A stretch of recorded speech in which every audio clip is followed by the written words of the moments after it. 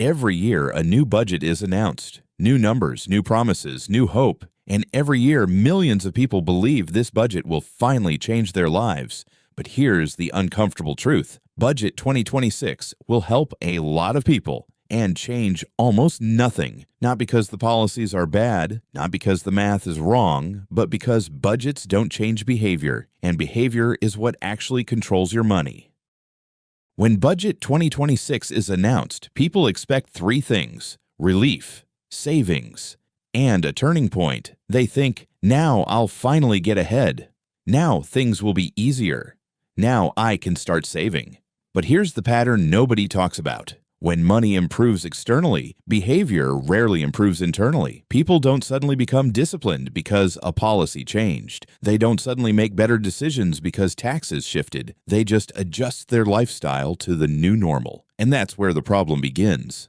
Budgets fail at the personal level for one simple reason. They assume rational behavior. They assume that if you save money, you'll save it. If you earn more, you'll invest it. If costs go down, you'll use the gap wisely. But humans don't work like that. Your brain is wired for comfort, not optimization. For today, not 10 years from now. So when Budget 2026 puts extra money in your pocket, your brain doesn't label it as future security. It labels it as permission. Permission to upgrade. Permission to relax. Permission to spend a little more. This isn't a discipline problem, it's a psychology problem.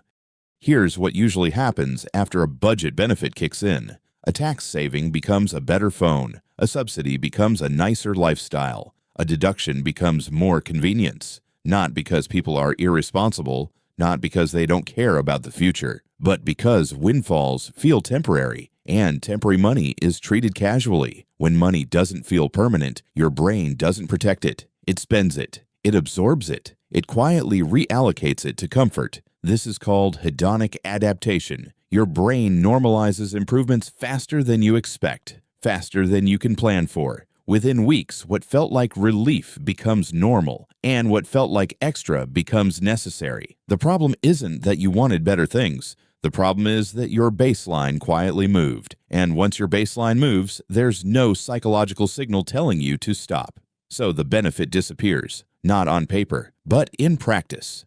Here's the part that's rarely discussed. Budgets do work, just not for everyone. They work best for people who already have systems in place, people who automate their savings, people who invest before they spend, people who remove decisions from their money entirely. For them, a budget benefit gets locked in automatically. It doesn't sit in their checking account, waiting to be justified. It doesn't wait for motivation. It doesn't depend on discipline. It moves on its own. For everyone else, the same benefit gets absorbed into lifestyle. Same policy, same numbers, very different outcomes. And here's the key insight. The difference isn't intelligence. It's not financial knowledge. It's not effort. It's structure. Budgets reward people who already remove themselves from daily decision-making. Everyone else feels like they should be doing better, but never quite sees it happen.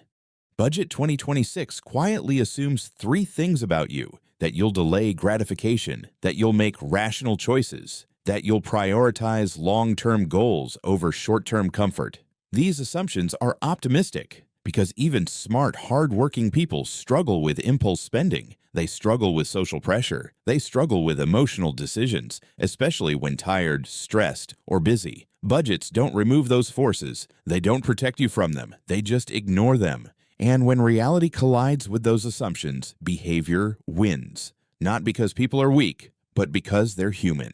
So how do you actually make Budget 2026 work for you? Not by memorizing policies, not by arguing about numbers, not by waiting to feel responsible. You do it by changing your system before the benefit arrives. If you're expecting a tax saving, automate it immediately. If your income might rise, lock the increase away before you see it. If costs go down, don't negotiate with yourself. Remove the decision entirely, because every manual decision gives your emotional brain a chance to step in. And your emotional brain is very convincing. Budgets change rules. Systems change outcomes. If the system is strong, behavior follows. If the system is weak, motivation doesn't matter. Here's what nobody tells you about money. It's not about how much the government gives you. It's about how much of it actually stays with you. Budget 2026 might help your country. It might even help your income, but only your behavior will help your life. So don't wait for a budget to change things. Change your system, change your behavior. That's where real progress begins. If this changed how you think about money, you'll want to stay here.